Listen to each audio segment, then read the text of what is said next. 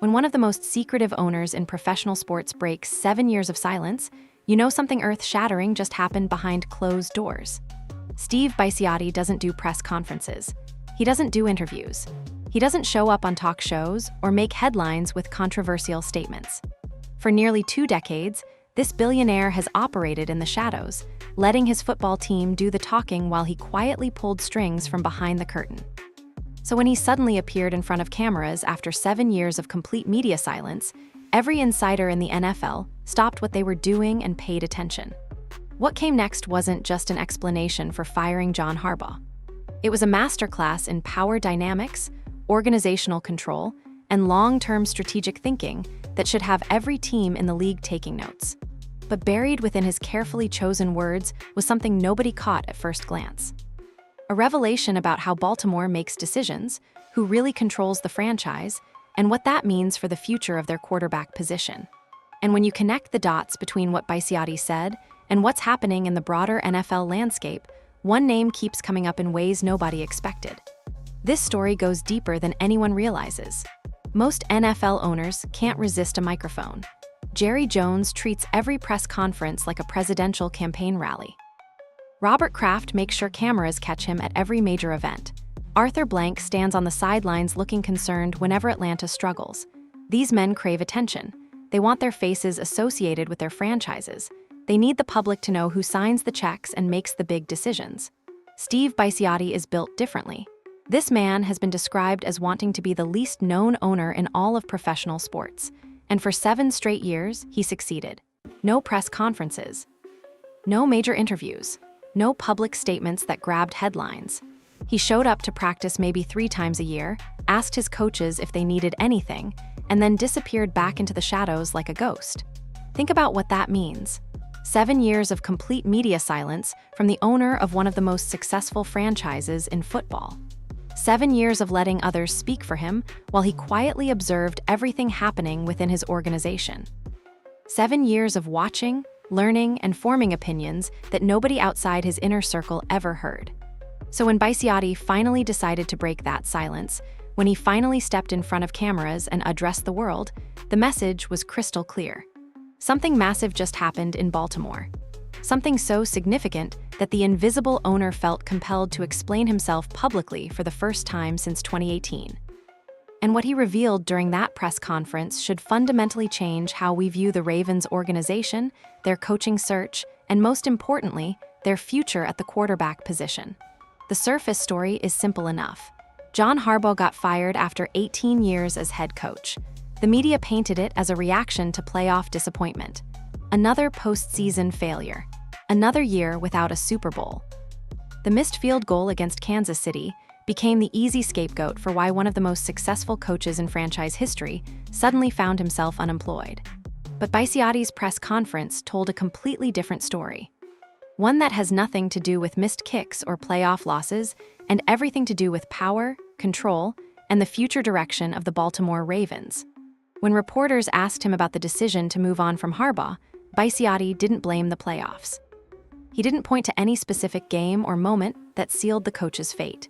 Instead, he revealed something far more interesting about how his organization operates and why certain relationships simply can't survive within his structure.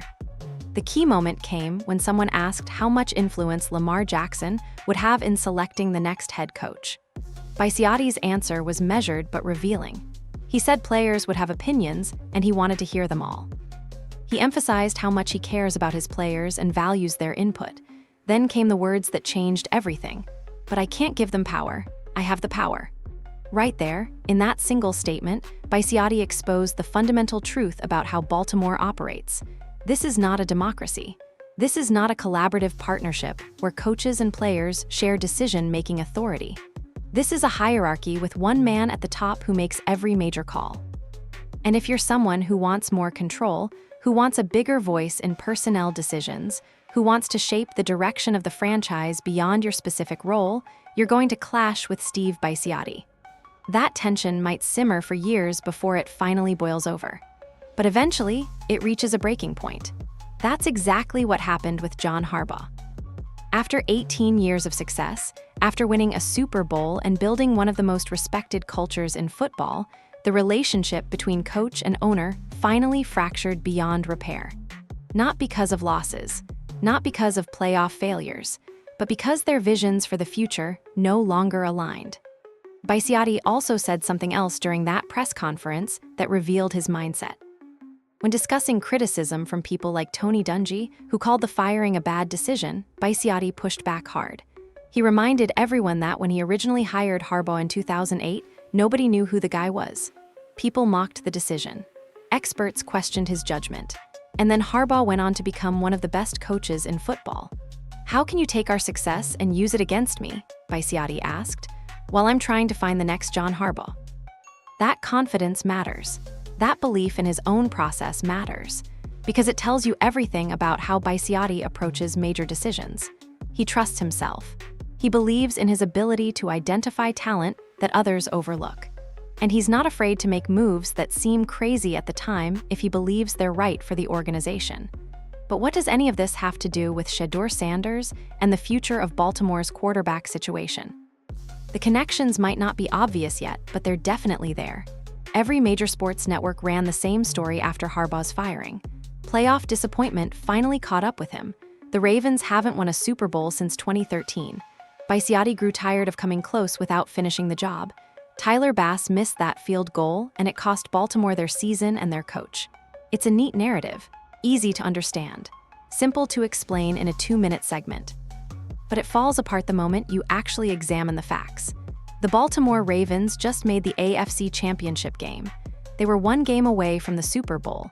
In what universe does that qualify as a fireable offense for a head coach? Teams go decades without sniffing a conference championship. Franchises spend years wandering in mediocrity, hoping to find what Baltimore has. And we're supposed to believe Bisciotti fired his legendary coach because they lost to Patrick Mahomes and the Chiefs. Consider the context. Kansas City has been to the last 5 AFC Championship games. They've won 3 Super Bowls in that span. They're the dynasty of this era. Losing to them in the playoffs isn't evidence of failure. It's evidence that you're competing at the highest level against the best team in football. So why did the media push this narrative so hard? Because it's comfortable. Because it doesn't require asking difficult questions about organizational dynamics, power struggles, or philosophical differences between owners and coaches. Because playoff success and failure can be measured in wins and losses, while internal politics remain hidden from public view. But anyone paying attention to what Bisciotti actually said during that press conference knows the real story goes much deeper. Reports emerged suggesting Harbaugh wanted to run things back with his current coaching staff. He believed in the people around him and didn't want the organization making changes he disagreed with. That might sound reasonable on the surface. Loyalty to your staff is generally considered a positive trait in coaching, but here's the problem. When a coach starts dictating which assistants stay and which go, when he starts pushing back against organizational decisions about personnel, when he starts wanting input on matters that extend beyond game planning and player development, he's crossing into territory that Steve Bisciotti reserves for himself. And the quarterback situation sits right at the center of that tension.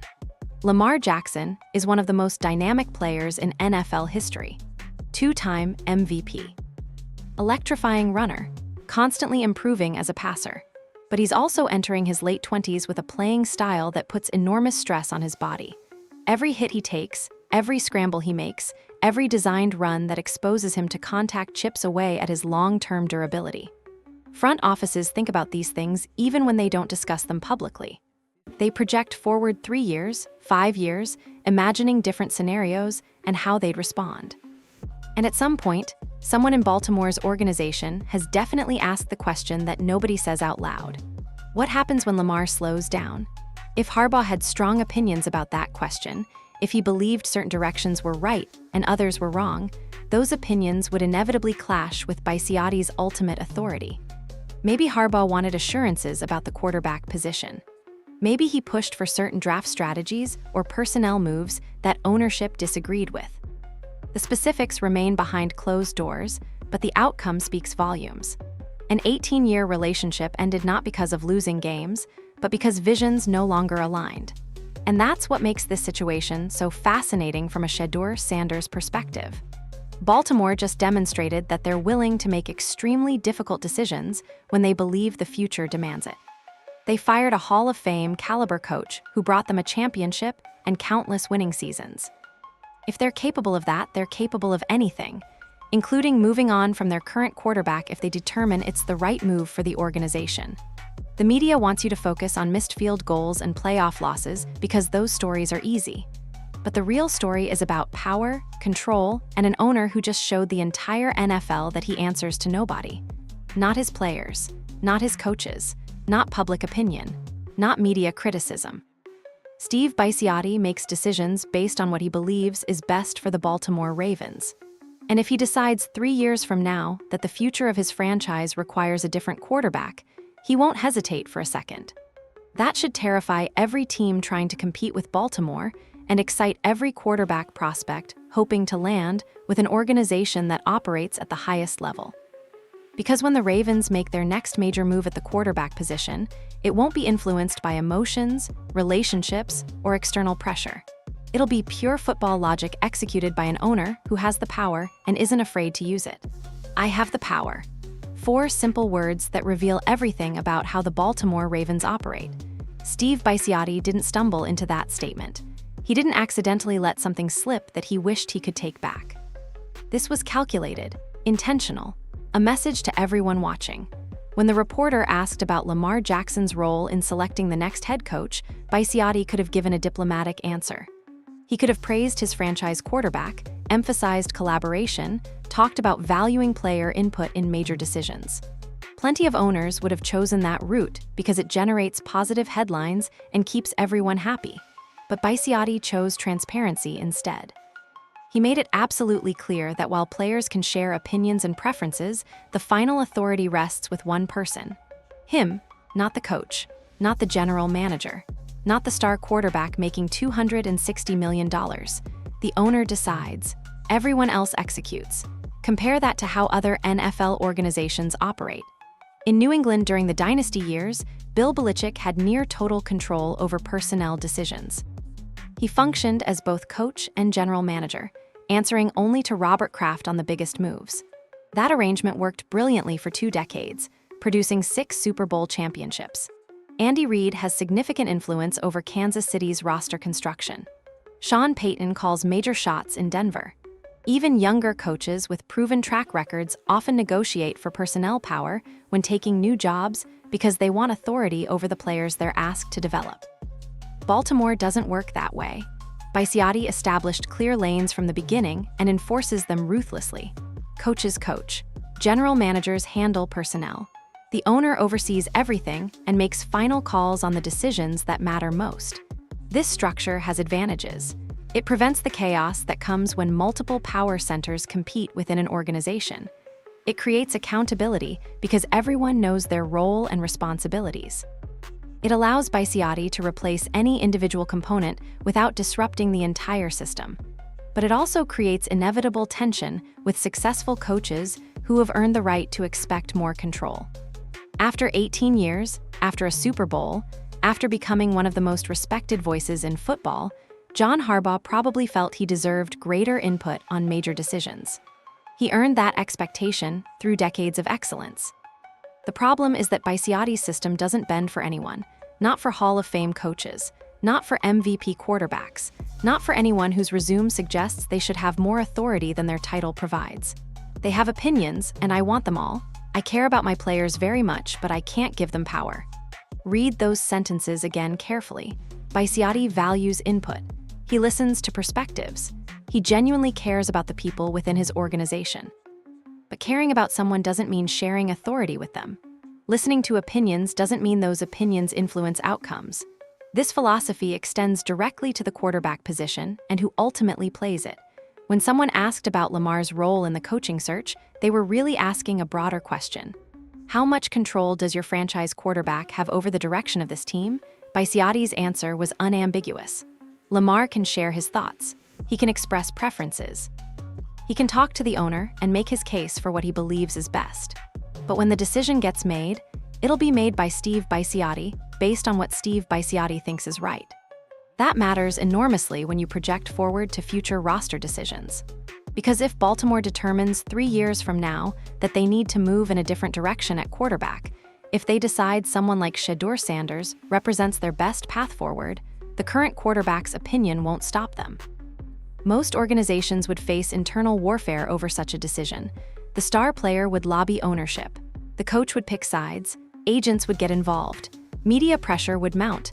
Public opinion would sway the outcome, not in Baltimore. Bisciotti made that crystal clear during his press conference. He has the power. He makes the calls. Everyone else adjusts accordingly. That's simultaneously terrifying and reassuring depending on your perspective. If you're a player who wants influence over your future, Baltimore might not be your ideal destination. But if you're a young quarterback who just wants to play for a well-run organization that makes decisions based purely on football merit, there might not be a better landing spot in the NFL. Whoever Baltimore's next coach turns out to be, they'll inherit a clear understanding of their role. They won't have personnel power. They won't draft their own quarterbacks. They won't decide when it's time to move on from Lamar Jackson or who should replace him. They'll coach the players given to them by an owner who watches everything from the shadows and strikes when he believes the moment demands it. 18 years ago, John Harbaugh was a name nobody outside NFL coaching circles recognized. He'd spent decades as an assistant, working his way up through the ranks, learning from legendary coaches, developing his philosophy of leadership and player development. But when Baltimore hired him in 2008, the reaction was almost universally negative. Who is John Harbaugh? Why would the Ravens take a chance on a guy with no head coaching experience?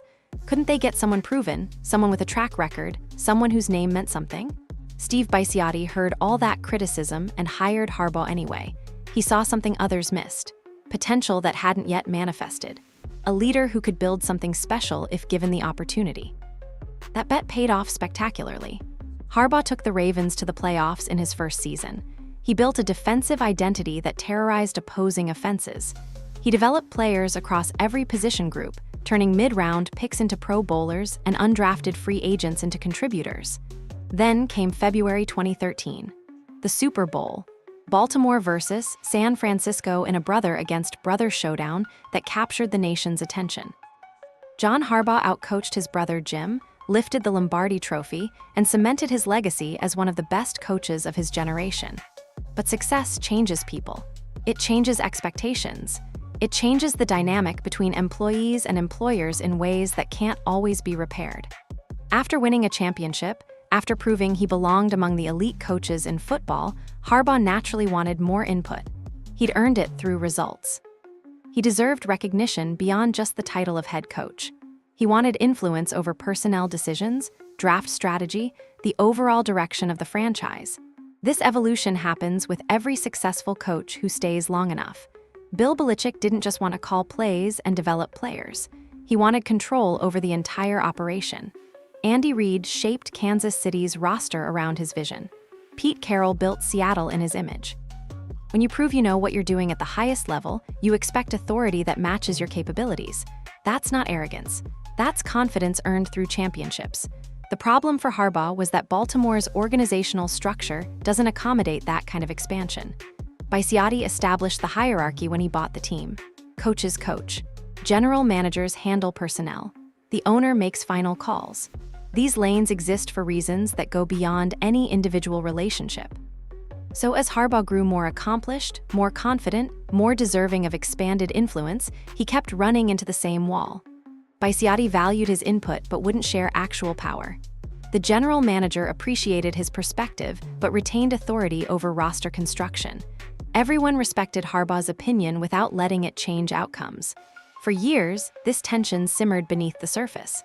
Harbaugh kept winning. Baltimore kept making playoffs. The relationship remained functional even if it wasn't perfectly harmonious. Sometimes successful organizations operate with underlying friction that never quite becomes visible to outside observers. But eventually, something breaks. Eventually, the accumulated frustration of wanting more and never getting it reaches a tipping point. Eventually, the coach who's earned the right to expect greater authority realizes it's never coming. Reports suggest Harbaugh wanted to run things back with his current staff this offseason. He believed in the assistants around him and didn't want the organization overruling his preferences. That might seem like a small thing, but it represents a larger pattern. A coach asserting authority over decisions that ownership believes should remain in their domain. When Bisciotti said no, when he made clear that staff decisions would involve organizational input rather than purely coach's preference, the relationship fractured beyond repair. 18 years of accumulated tension finally exploded. And here's what's fascinating. Bisciotti didn't blame Harbaugh or suggest the coach did anything wrong. He acknowledged the difficulty of the decision and praised everything Harbaugh accomplished. He simply recognized that their visions no longer aligned and continuing forward would mean endless conflict over fundamental issues. That's remarkably mature ownership. That's an understanding that good people can disagree without anyone being the villain. That's recognition that relationships naturally evolve and sometimes grow apart despite everyone's best intentions. But it's also ruthless. Bisciotti chose his organizational structure over a legendary coach. He prioritized his vision of how franchises should operate over 18 years of loyalty and success. He proved that in Baltimore, nobody is bigger than the system. Not the players, not the coaches, not even the guys who win Super Bowls and build cultures that last decades. If Bisciotti will fire John Harbaugh for wanting too much control, what does that tell you about his approach to every other major decision? What does it reveal about how he'll handle the quarterback position when circumstances eventually demand change? The answer is clear. He'll make whatever move he believes is best for the franchise, regardless of relationships, regardless of public perception, regardless of anyone's opinion. The final weeks of John Harbaugh's Baltimore tenure remain somewhat mysterious. Specific conversations stay behind closed doors. Exact disagreements haven't leaked to the media. But enough details have emerged to paint a picture of how this relationship finally collapsed. Reports indicate Harbaugh wanted assurances about his coaching staff heading into next season. After years of working with specific assistants, developing particular systems, and building a cohesive unit, he didn't want the organization making changes he disagreed with. This might seem reasonable from a coach's perspective. You know your staff better than anyone else in the building. You understand which assistants contribute most and which might need replacing. You've earned the right to make those calls through decades of success.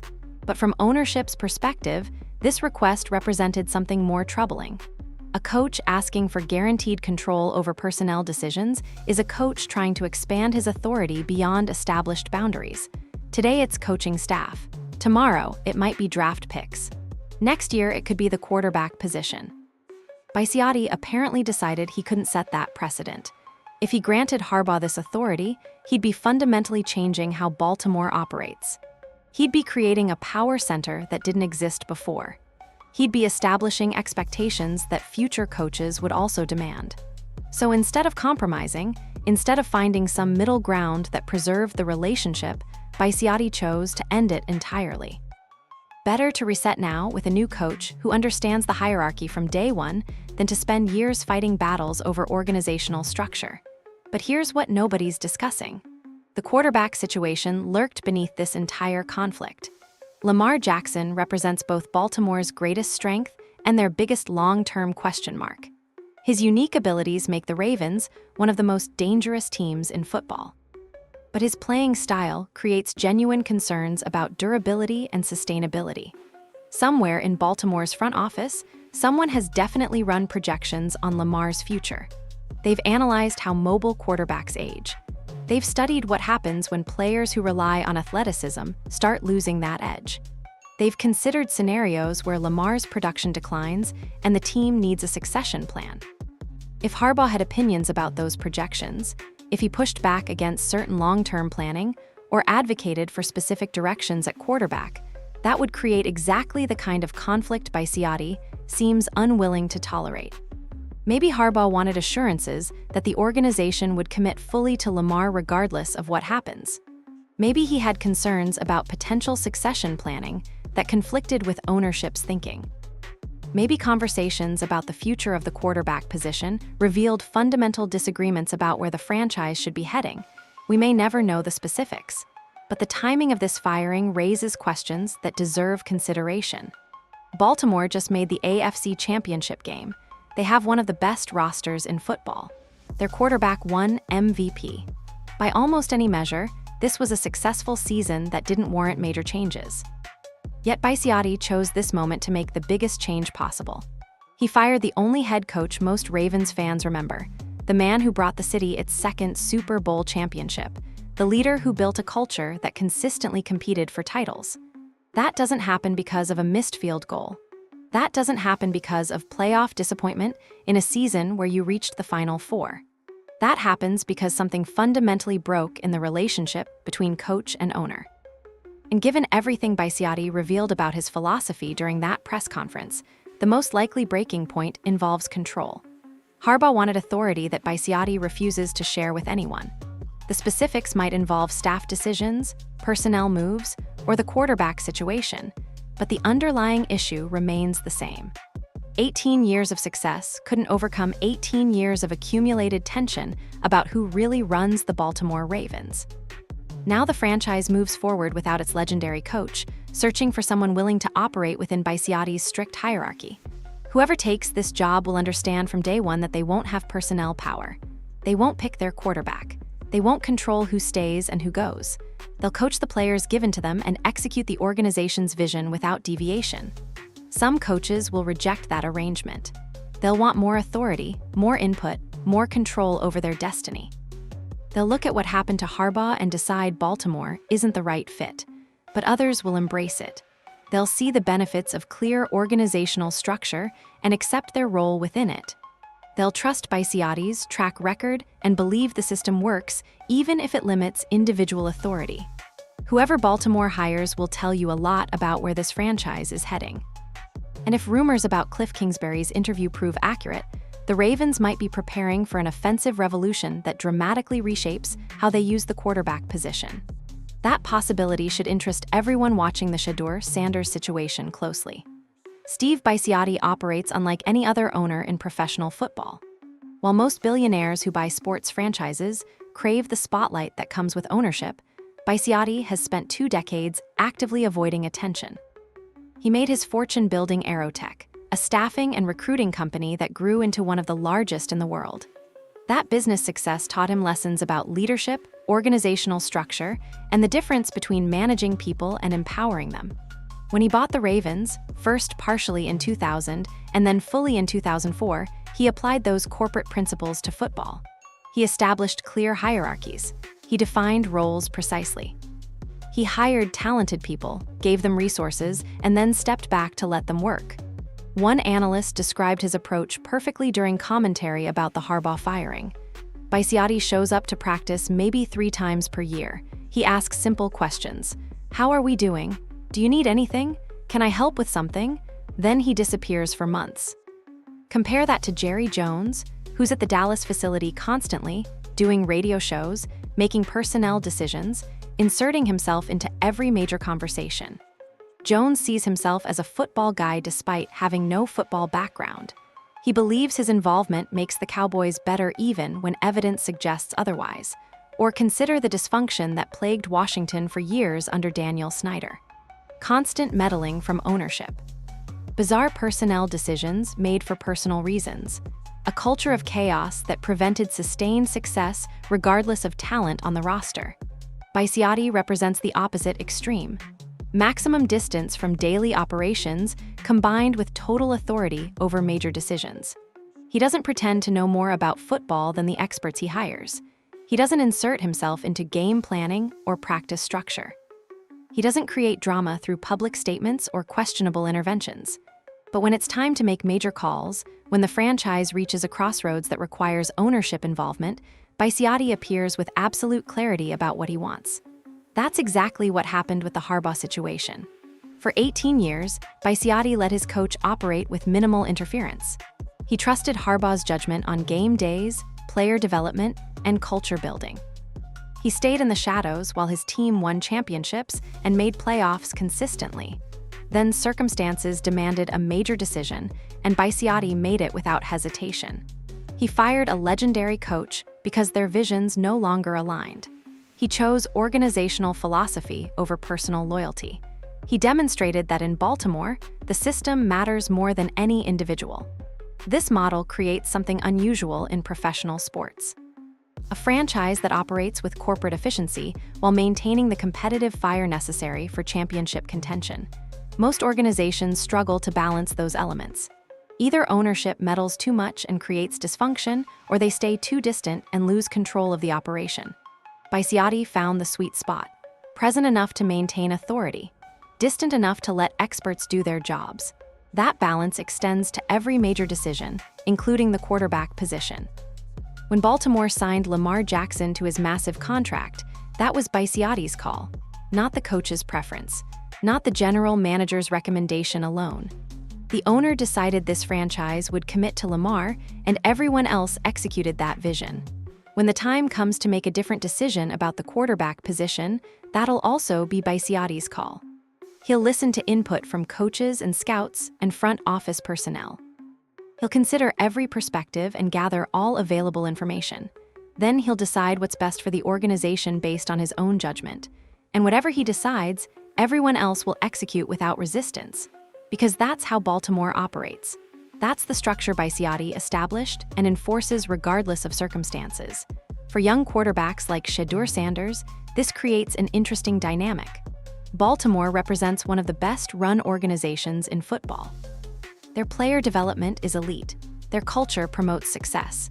Their resources enable contention year after year.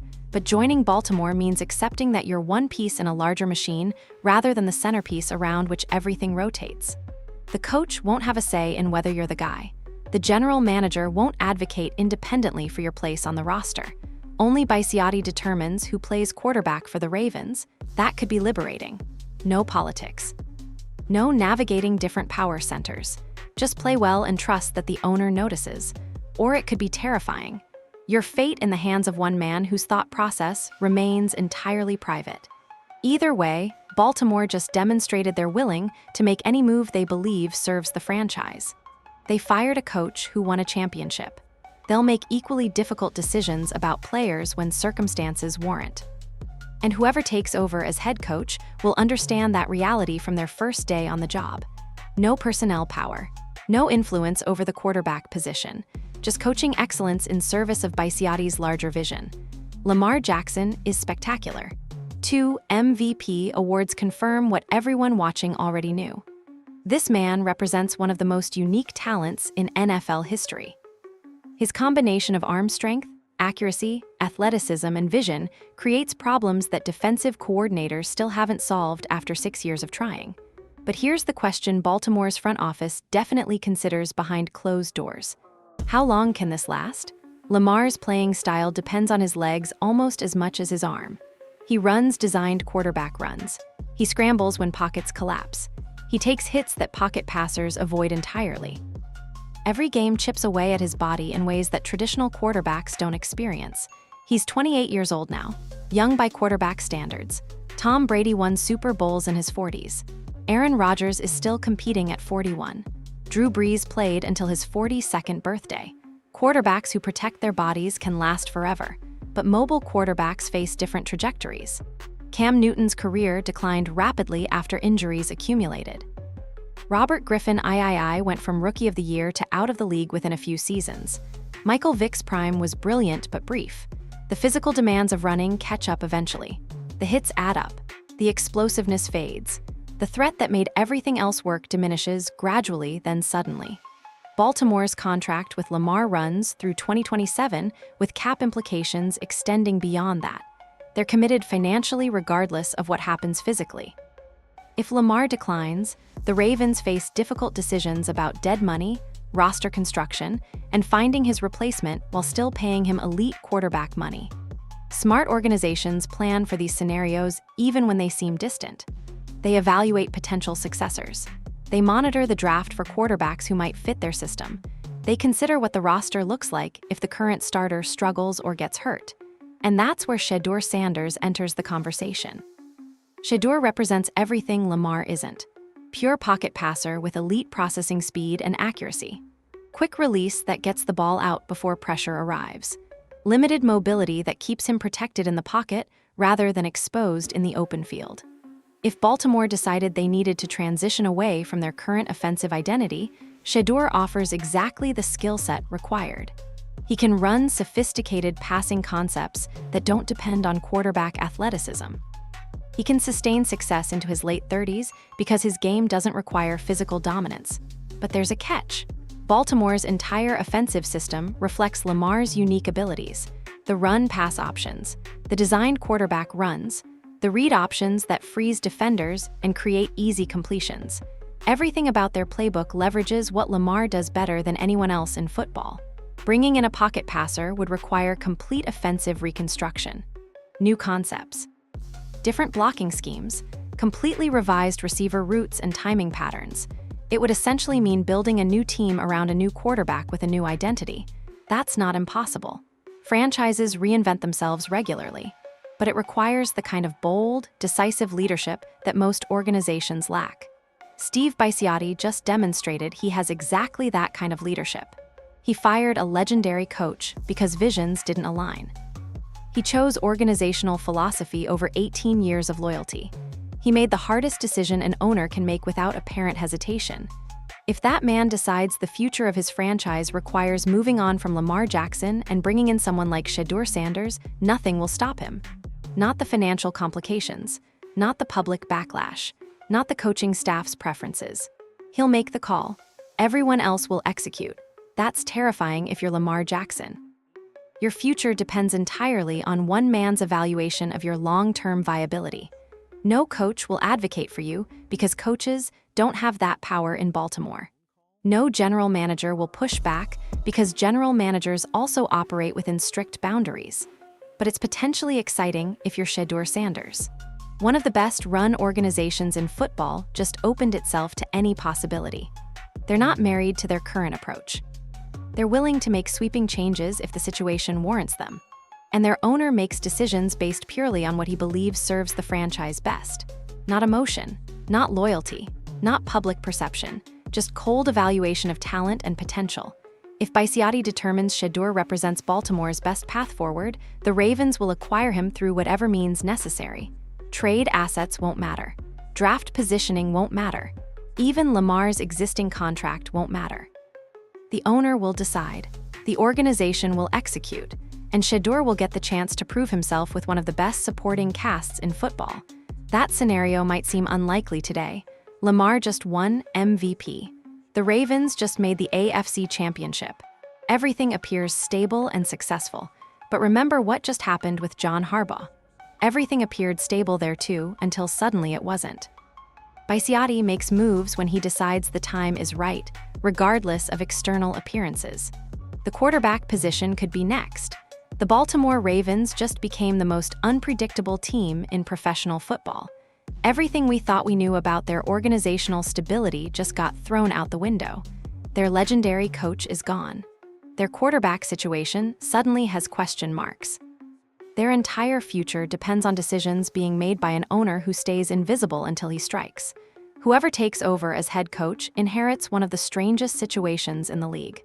On one hand, Baltimore has elite talent everywhere you look.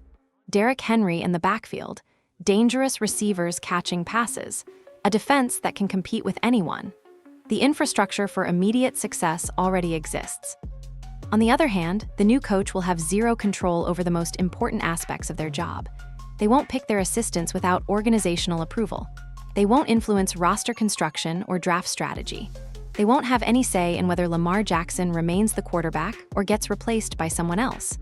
They'll coach whoever the front office gives them and execute whatever vision ownership dictates. That's the job. Take it or leave it. Some candidates will reject those terms. Successful coaches with leverage will look at what happened to Harbaugh and decide Baltimore isn't worth the risk. Why sign up for a job where 18 years of success can't protect you from sudden termination? But other candidates will embrace the structure. They'll see the benefits of clearly defined roles and accept their place within the hierarchy. They'll trust Bisciotti's track record and believe his system works, even if it limits their individual authority. Cliff Kingsbury reportedly already interviewed for the position. If Baltimore hires him, that tells you something important about their offensive direction. Kingsbury runs modern, quarterback-friendly systems that maximize passing efficiency. His approach would require significant changes to how the Ravens currently operate. But here's what's fascinating. Bisciotti also said he's not afraid to hire someone who failed elsewhere. Just because things didn't work in another building doesn't mean they won't work in Baltimore. That opens doors for coaching candidates who got fired from previous jobs but might thrive under different circumstances. This hiring process will reveal more about Baltimore's future than anything else happening right now. The coach they select will indicate what kind of offense they want to run. That offense will determine what kind of quarterback they need. And that quarterback need will either confirm their commitment to Lamar Jackson or suggest they're preparing for a transition. Every young quarterback should watch this closely, especially Shedeur Sanders. Because if Baltimore hires an offensive mind who runs pro-style concepts and pocket passing attacks, they're essentially admitting their current system has limitations. They're acknowledging that Lamar's skill set, as incredible as it is, might not represent their long-term vision. And if they're willing to change their offensive identity, they're willing to change their quarterback. Maybe not today, maybe not next year, but eventually, when circumstances align, they'll make whatever move they believe serves the franchise best. Bisciotti proved that with the Harbaugh firing. He'll prove it again when the quarterback position demands attention. For now, Lamar Jackson remains the starter. He's under contract. He just won MVP. He's not going anywhere immediately. But the ground just shifted beneath his feet in ways that might not be obvious yet. His coach is gone. His organizational protection is weakened. His future depends entirely on one man's long-term evaluation. And that man just demonstrated he makes ruthless decisions without hesitation when he believes they're right. The NFL should be terrified of Steve Bisciotti. He's smart. He's calculated. He has a track record of finding talent others overlook. And he's completely unpredictable because he operates independently of external pressure or conventional wisdom. Whatever happens next in Baltimore will surprise everyone. That's the nature of organizations run by singular owners with absolute authority. You can't predict their moves because you can't read their minds. But here's what we know for certain. The Ravens will make whatever decisions they believe serve their future, regardless of how those decisions appear to outsiders. They fired a Hall of Fame coach. They'll make equally difficult choices about players when circumstances warrant. And somewhere in the back of Steve Bisciotti's mind, there's a file on every talented young quarterback in football. He's evaluating them. He's projecting how they'd fit with his organization. He's considering scenarios where Baltimore moves on from their current situation and builds something new. Shedeur Sanders is definitely in that file. Whether anything ever comes of it depends on countless factors none of us can predict. But the possibility exists now in ways it didn't before. Baltimore just opened itself to anything.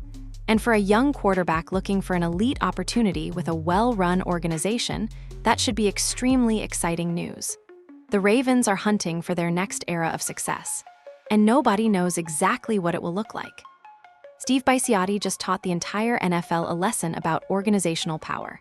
He proved that no coach is bigger than the system, no matter how many championships they've won or how many years of loyalty they've provided. He demonstrated that in Baltimore, there's exactly one person who makes major decisions, and everyone else adjusts accordingly. For John Harbaugh, that meant the end of an era. 18 years of excellence couldn't overcome philosophical differences about how franchises should operate. The legendary coach wanted more control, and the owner said no. Simple as that. For Lamar Jackson, the implications should be concerning. If Bisciotti will fire a Hall of Fame coach, he'll make equally difficult decisions about players when circumstances demand it. No relationship is safe. No contract guarantees job security. Only performance and alignment with ownership's vision matter. And for Shedeur Sanders and every other young quarterback watching closely, Baltimore just became one of the most intriguing destinations in football. An organization willing to make any move. An owner who values football decisions over emotions. A franchise hunting for its next era of dominance. Who knows where this story ends, but one thing is certain. Whatever Bisciotti decides, nobody will stop him. He has the power.